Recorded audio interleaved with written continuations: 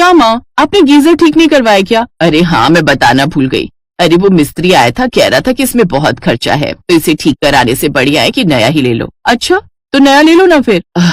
कैसे ले लें बेटा, घर की हालत तुझे पता नहीं क्या।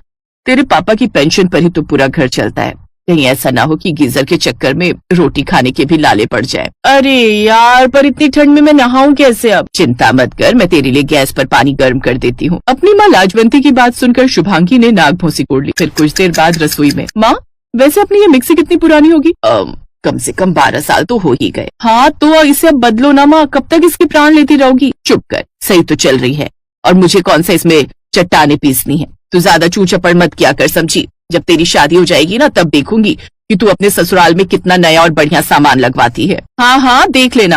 और आप जब मेरे घर आओगी ना, तब देखना आपको सब कुछ टिप टॉप मिलेगा एकदम। ऐसे थोड़ी कि नहाने जाओ तो गीजर खराब, खाना बनाओ तो मिक्सी खराब। धीरे आदत पड़ जाएगी तुझे। शुभांगी तमाम सपने लिए हंसी खुशी अपने ससुराल के लिए रवाना हो गई। फिर जैसे ही वो अपने ससुराल पहुंची तो उसकी आंखें फटी की फटी रह गईं। उसका ससुराल एक ऐसे घर में था जहाँ सालों से रंग रोगन नहीं हुआ था। वो मकान कम, एक भूतिया घर ज्यादा लग रहा था। बेचारी शुभांगी चुपचाप अपने ससुराल के अंदर आई तो वहाँ घुप अंधेरा था। आ गई बेटी, आज से ये तेरा ही घर है। आजा बेटा, अंदर आजा। थोड़ा ध्यान से आना बेटा, वो लाइट नहीं है ना। पर माँ, इन्वर्टर कहाँ है? इन्वर्टर की बैटरी तो तेरे चाचा ले गए। कह रहे थे कि वो पूरे 15 किलो की है, तो वो धान तोल रहे हैं उससे। वैसे भी वो तो खराब ही पड़ी थी ना, तो मैंने सोचा बैटरी किसी काम में तो आ जाए, है ना। अपनी सास लीलावती की बात सुनकर शुभांगी के चेहरे की हवाइयां उड़ गईं। लीलावती उसका हाथ पकड़कर उसे उसके कमरे तक ले जाने लगी। घूंघट निकाले शुभांगी बस अंदाजे से चल रही थी कि तभी उसका सिर दरवाजे से टकरा गया जो टूटा हुआ था। ओहो, तुझे कितनी बार कहा किशन, इस दरवाजे को ठीक तो मोटरसाइकिल खराब। अब इसमें मोटरसाइकिल कहाँ से आ गई है?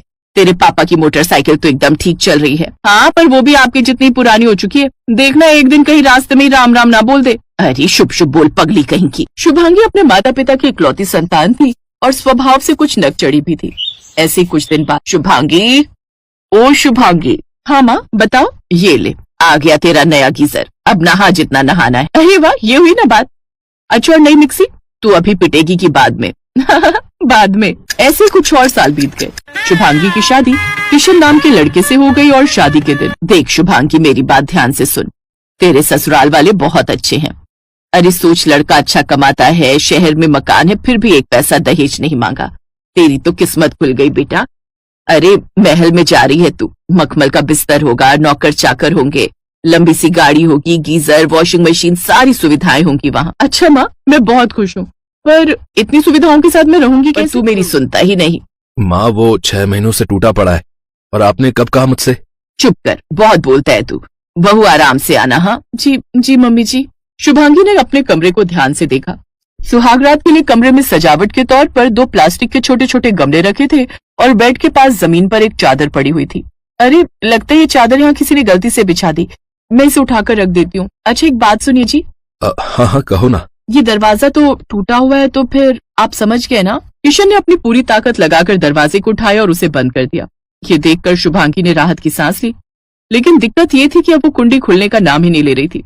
इसे जल्दी खोलिए, वरना लोग क्या कहेंगे कि हमने अभी से कुंडी लगा ली। दोनों पति पत्नी दरवाजे को खोलने की कोशिश करने लगे, पर वो उन दोनों से खुला ही नहीं। तो थक हार कर दोनों जाकर बेड पर बैठ गए, लेकिन जैसे वो बैठे तो उनका बेड टूट गया और वो दोनों जमीन पर गिर पड़े। अरे क्या किया? हाँ हाँ, नहीं नहीं माँ, ऐसी कोई बात नहीं। जब वो नहाने गई तो उसने बाथरूम से ही आवाज लगाई, मम्मी जी ये गीजर कैसे ऑन होगा? अरे अरे, वो गीजर नहीं है, वो तो गीजर का बस खोखा है।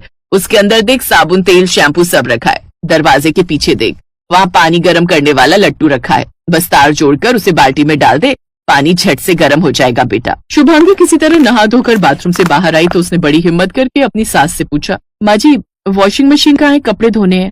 अरे क्या 3-4 कपड़ों के लिए मशीन चलाएगी, वहीं बाथरूम में हाथ से धो ले। जी पर डिटर्जेंट कहाँ रखा है? वो देख, वो वॉशिंग मशीन रखी है ना, उसका ढक्कन खोल, उसी के अंदर रखा है सारे साबुन, ब्रश। और सुन बेटा, उसमें से बर्तन धोने का साबुन भी निकाल लेना, खत्म हो रहा है। शुभांगी को अब खुद से ज्यादा तरस अपने ससुराल वालों पर आ रहा था। फिर उसे अचानक अपनी माँ की बात याद आई। कोई बात नहीं, धीरे धीरे आदत हो जाएगी। अपनी माँ की बातें याद कर शुभांगी ने अपना माथा पीटा और वहाँ से चली गई। लेकिन इसके बाद धीरे धीरे शुभांगी को अपने ससुराल में एडजस्ट करना सीखना ही पड़ा। उसके ससुराल में हर रोज कोई ना कोई चीज खराब हो जाती और किशन जुगाड़ से उसे फिर 1-2 दिन के लिए ठीक कर तोड़ दिया क्या किशन? चिंता मत कर, देख जमीन पर चादर बिछी होगी, गद्दा डाल ले जमीन पर और उसी पर चादर बिछा ले। अच्छा, तो इसीलिए माँ ने जमीन पर चादर बिछाई थी। देखा, मेरी माँ कितनी समझदार है शुभांगी। शुभांगी ने गुस्से से किशन को देखा। फिर आधी रात को उसे प्यास लगी तो वो चुपचाप उठी और पानी के लिए फ्रिज ढूंढने लगी।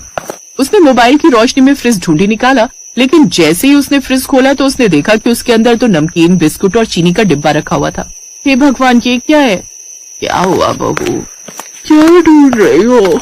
पानी मम्मी जी। अच्छा पानी है, वो तो नीचे घड़े में रखा है। ये फ्रिज तो खराब पड़ा है तो इसमें बिस्किट, नमकीन और चीनी रखने लगे। चींटियां नहीं घुस पाती ना फ्रिज में, इसीलिए। शुभांगी के होश उड़ चुके थे।